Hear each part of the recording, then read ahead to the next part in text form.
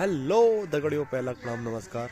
मैं हूँ रॉकर रज्जू, अल्मोड़ा जिले के छोटे से गांव जोली से। दोस्तों फिर से स्वागत है आपका अपने यूट्यूब चैनल रॉकर रज्जू ब्लॉग्स में। तो दोस्तों आज है माँ देवी के मंदिर में भागवत कथा का छठा दिन। तो मेरी वीडियो के एंड तक जुड़े रहिए। अगर मेरी वीडियो आपको अच्छी लगे तो मेरी वीडियो को लाइक कर देना, मेरे यूट्यूब चैनल को सब्सक्राइब कर देना। Thank you.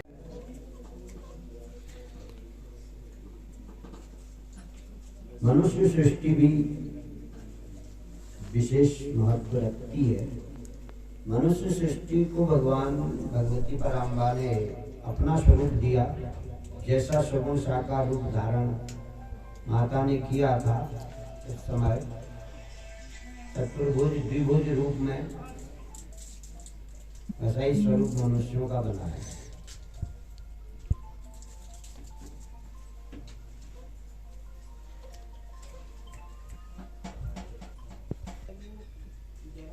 विमानों में विराजमान हरिहर आदि सभी देवताओं ने भगवती माँ का दर्शन पाया है और स्तुति की है। उसकी ही चर्चा हम आगे करेंगे। जो भगवान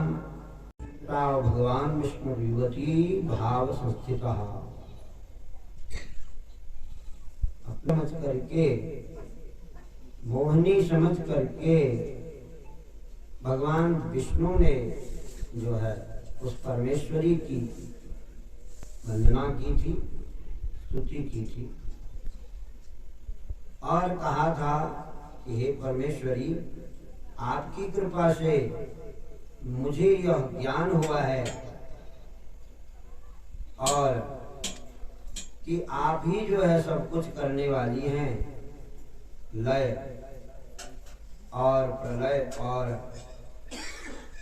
और रचना और संहार, ये सब आपके ही द्वारा, आपकी शक्ति से होता है।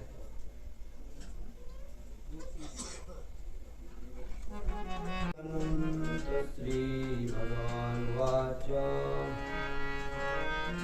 ज्ञातं मयाखिलमिदं त्वयि सन्निविष्टम् त्वत्तोऽसि सम्भवदयावपि मातरद्य सत्यस्य तेऽस्य कर्णे विगतप्रभावा ज्ञाताधुना सकललोकमयीति नूनम् विस्तार्य सर्वमखिलं सदसद्विकारं सन्दर्शयस्य विकलं पुरुषायतानम्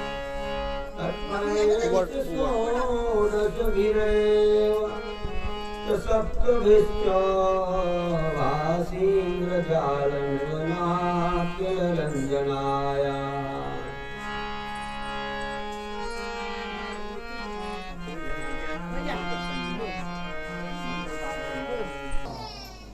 भक्तों को आनंद देने वाला है।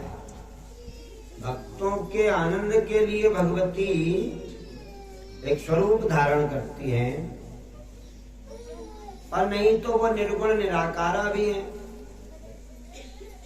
वो वायु रूप में निराकार है, आकाश रूप में निराकार है, आकाश का भी कोई आकार नहीं, जल रूप में निराकार है।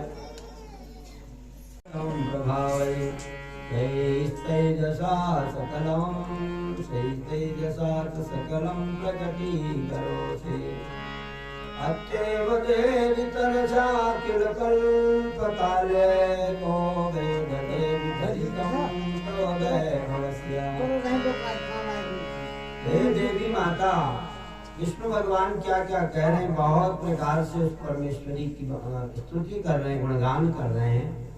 कह रहे हैं मातेश्वरी, आप तो जो है और समस्त जगत को अपने संकल्प मात्र से धारण की हुई है। आप शक्ति रूपा है और आपके बिना कुछ भी, किसी वस्तु की भी सत्ता नहीं हो सकती है। आप समस्त चराचर ब्रह्मांड को व्याप्त करके विराजमान हैं शक्ति के रूप में।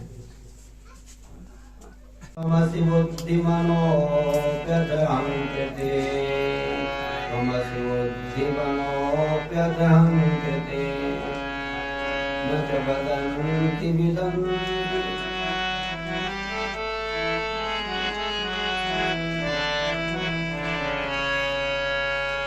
छविदन्ति वदन्ति चयन्यथा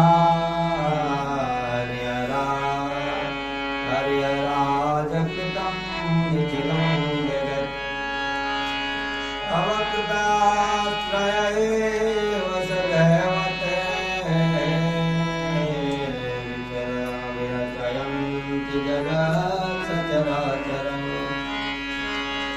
अवनिवायुगणपनिजलादिवे सविषयै सगुणैश्च जगद्भवेति तदा कथमद्भुतस्फुटम् भवतीति तवाम्बकलामृते भवतीति तवाम्बकलामृते भवतीति तवाम्बकलामृते।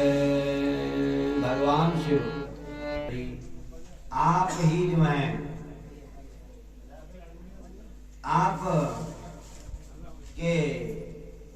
आपके ही श्री विग्रह से भगवान श्री हरि और उसके बाद भगवान पद्मयोनि ब्रह्मा जी और फिर स्वयं किमहमत्र तवापि न सद्गुणः, और मैं भी स्वयं ब्रह्मा जी के ललाट से आपकी प्रेरणा से ही मैं प्रकट होता हूं। मतलब हम सब भी आपके ही अंश हैं।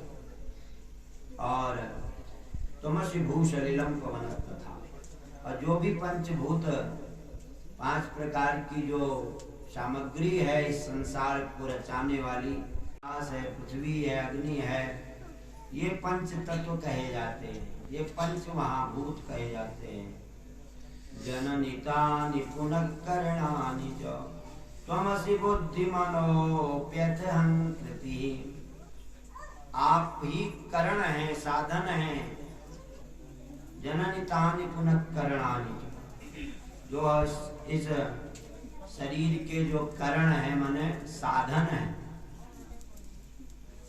क्या क्या है साधन इस शरीर के? आंख है, नाक है, हाथ है, पैर है, और ये सब करण है। करण का मतलब जो कार्य, विशेष कार्य संपादन करते हैं, कार्य करते हैं। जैसे आंख किसका करण है? रूप को ग्रहण करने वाला करण है। नाक कौन सी करण है? बोले गंध को ग्रहण करने वाला करण है। ये इस प्रकार करण शब्द का अर्थ समझना पड़ेगा। तमसि बुद्धिमनोऽप्यथहंकृति। हे मातेश्वरी, आप बुद्धि रूप में भी विराजमान हैं, और अगर बुद्धि को का सदुपयोग नहीं किया तो वही अहंकार के रूप में भी आप बदल जाती हैं। जो जीव और सद्बुद्धि मन में नहीं रखता है, आपका भजन नहीं करता है, और उसमें भाव भक्ति नहीं रहती है, कर्तव्य कर्म धर्म को नहीं मानता है, नहीं समझता है, तो फिर वो अहंकारी बनकर अपना पतन कराता है, नीचे गिर जाता है।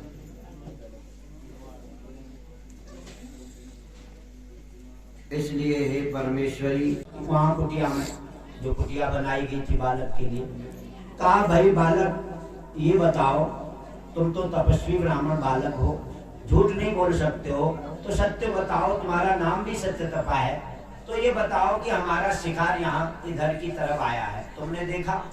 कहाँ गया? तो बालक ने तो सत्य बोलने का तप लिया। हालांकि ऐसी जगह पर झूठ बोल देना चाहिए, झूठ ही सत्य बन जाता है, लेकिन उसने तो प्रतिज्ञा कर ली ना, मैं हर स्थिति में सत्य ही बोलूंगा। सोचने लगा कि अब क्या किया जाए। अब मैं अगर सत्य बता देता हूँ तो मुझे दोष लगेगा धर्म का, प्रतिज्ञा का, मतलब जीव हत्या का, और दूसरा मैं अगर झूठ बोलता हूँ तो मेरी प्रतिज्ञा का पाप लगता है, मैंने प्रतिज्ञा कर रखी है। अब वो बड़ा धर्म संकट में था, तो ऐसी स्थिति में उसने भगवती को, उस महाशक्ति को याद किया, और उसके मुंह से अन्य व्याघ्रादि जीव वहां पर स्वर को देख करके आने लगे। उस बालक को तो कोई नुकसान नहीं करता, लेकिन व्याघ्र सामने बाघ भी देखा। उस बालक ने सुअर की ताक में बाघ बैठा होगा तो बाघ भी देखा इसमें लिखा कि व्याघ्राधिकम दृष्टवा, व्याघ आदि को देख के बालक थोड़ा घबराया कि ये बाघ मार देगा इसको, मैंने इसकी रक्षा की थी, ये मेरी शरण में आया था, अब इसको बाघ मार देगा तो भी मुझे अब पाप लगेगा, अब कैसे रक्षा हो इसकी। तो उसको बहुत दुख हो रहा था, बड़ा घबरा रहा था बालक, तो इसलिए उसके मुंह से आज पहली बार ए निकला, ऐसा शब्द निकला, केवल ऐसे ऐसा शब्द निकला तो ए ही होने लगा अब मुंह से, और ए ही। अब वो व्याध बार बार पूछ रहा है, व्याध भी वहीं खड़ा है, बात भी खड़ा, वो कह रहा है अरे बताओ तो सही भाई, इशारे से बताओ, मैं जानता हूँ तुम बोल नहीं पाते हो, लेकिन कम से कम मैं जानता हूँ कि तुमने मौन व्रत रखा है, परंतु तुम ये तो बताओ कि वो कहाँ को गया, या नहीं देखा तो इशारा कर दो, सिर हिला दो, मना कर दो। तो उस बालक ने तत्काल जो है एंग उसके मुंह से शब्द निकला, ऐ की जगह अब एंग हो गया, जो सरस्वती माता का बीज मंत्र कहा जाता है। तो एंग निकला, और फिर तो जो है एंग महासरस्वती बीज मंत्र निकलते ही उसके ऊपर साक्षात महास्वार्थी अपने कार्य के लिए, अपने स्वार्थ के लिए तू बार बार क्या पूछ रहा है? अरे जो देखने वाला है वो बोल नहीं सकता, जो बोलने वाला है वो देख नहीं सकता है, तो तुझे क्या बताएं हम? तो ना झूठ बोला ना सत्य बोला, और अपनी प्रतिज्ञा भी बचा ली, उस जीव को भी बचा लिया, स्वर को भी। और क्या कहा उन्होंने, या पश्यति न सा प्रूते, या प्रूते न सा पश्यति, भो व्याध स्वकार्यार्थम किम पृच्छसि पुनः पुनः। अरे व्याध तो बार बार क्या पूछता है, तो जानता नहीं है कि अरे आंखों ने अगर देखा है तो आंखें बोल नहीं सकती हैं, और मुंह बोल सकता है, तो इसने देखा नहीं है तो बिना देखे कैसे बोलेगी। तो इसलिए ऐसा कुछ तर्क रख दिया कि उसकी बुद्धि चकरा गई और वो चल दिया, वापस चला गया। कि और व्याध सोचने लगा कि ये बाबा जी ने देखा नहीं होगा, चलो फिर वो चला गया, और धर्म की रक्षा भी हुई, प्रतिज्ञा की भी रक्षा हुई, और तब से फिर वो बालक